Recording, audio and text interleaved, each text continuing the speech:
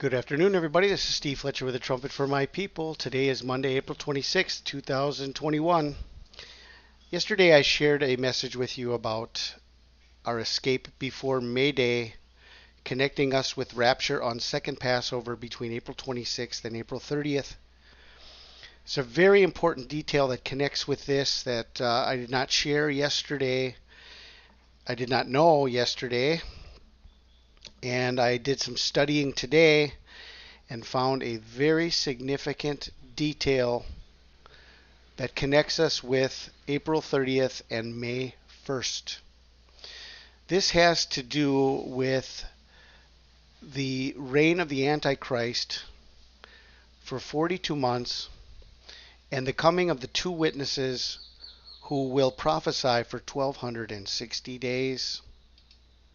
Revelation 11, 1 through 3. There was given me a reed like unto a rod, and the angel stood rising, saying, Rise and measure the temple of God and the altar and them that worship therein. But the court which is without the temple leave out and measure it not, for it is given unto the Gentiles, and the holy city shall they tread under foot 42 months. And I will give power unto my two witnesses. They shall prophesy 1,260 days, clothed in sackcloth. Okay, so we see here the holy city being tread underfoot for 42 months. This connects us with the time of the reign of the Antichrist, who is given power to continue, as it says in Revelation 13, power to continue for 42 months.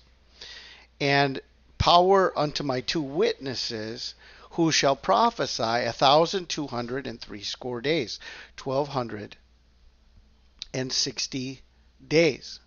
Okay, connected with the timing of the reign of the Antichrist. So here is a very important piece of information that connects us from second Passover on the Hebrew calendar. Okay, I just want to let everybody know that the Hebrew calendar, going all the way back to 2013, has been our confirmation from all celestial signs, going back to Comet Ison on Hanukkah, the blood moon tetrad of 2014-2015 was Passover Tabernacles.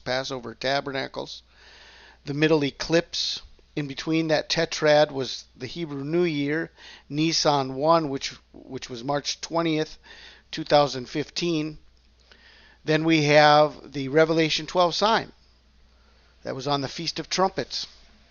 Okay? And very interesting details and confirmations about the Hebrew calendar. Well, we are watching the Hebrew calendar, and on the Hebrew calendar right now, also confirmed by the Torah calendar, which are in complete agreement. This year, second Passover is April 26th through April 27th, and then the 17th day of the second month, which coincides with the day of resurrection, Resurrection Day on second Passover, 3 days after the Passover, the 17th day of the second month, and this is also the day of the flood according to Genesis 7:11, on the 17th day of the second month. So we have this detail here, and then we have the 1260 days of Revelation chapter 11, and if we add from May 1st, which would be the first day of the judgments, the 18th day of the second month, if the rapture occurs and our escape occurs on the 17th day, May Day would be the beginning of the judgments. May 1st, 2021, adding 1260 days brings us to October 12th, 2024, and this on the Hebrew calendar is the holiest day of the year, the Day of Atonement, Yom Kippur, 1260 days. Okay? So this is the power of the feast days, the appointed days that God has left for us from second Passover, 1260 days from Resurrection Day, the actual day of the beginning of the flood. 1260 days takes us to Yom Kippur. So I just want to give you a little bit of an overview here from this site, Hebrew for Christians. Yom Kippur, Day of Atonement,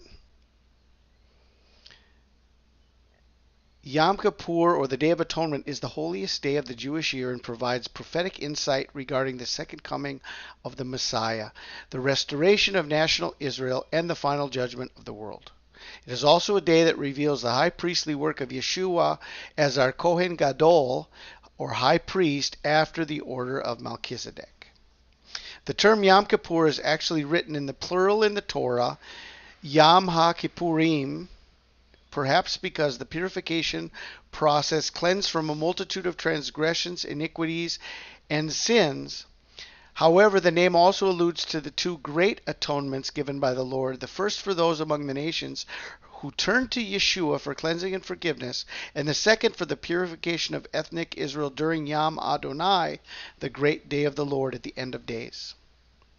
Kippurim can be read as Yom Kippurim, a day like Purim, that is, a day of deliverance and salvation, as explained in the book of Esther.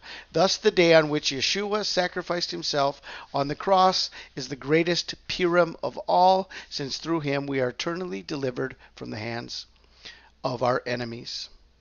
Okay. The Torah states that the Yom Kippur was the only time when the high priest could enter the Holy of Holies and call upon the name of Yahweh to offer blood sacrifice for the sins of the people. This life for a life principle is the foundation of the sacrificial system and marked the great day of intercession made by the high priest on behalf of Israel. Okay? And we know that the Day of Atonement was connected to the second return of Moses from the mountain. He returned the first time on Pentecost and then had to break the tablets of the Ten Commandments before interceding for the people, going back up to the mountain for another 40 days and returning with his face shining like the sun after his face-to-face encounter with the Father on the Day of Atonement, the 10th day of the 7th month. This is when Moses returned for the second time, connected to the second coming of Messiah. Okay? So this is what I wanted to share with you. For those who want to understand biblical times, biblical day counts, this is a very important piece of information that I did not see yesterday. And last night and this morning, as I got into looking at this, understanding came to me. What would happen if we go forth 1260 days from this day, the resurrection day, the day that the flood began, the 17th day of the second month. 1260 days takes us to Yom Kippur. Okay? Not a coincidence. And I believe this is a very important piece of understanding that we need to have. I pray you are blessed. This is Steve Fletcher with a trumpet for my people, the sign of his coming revealed.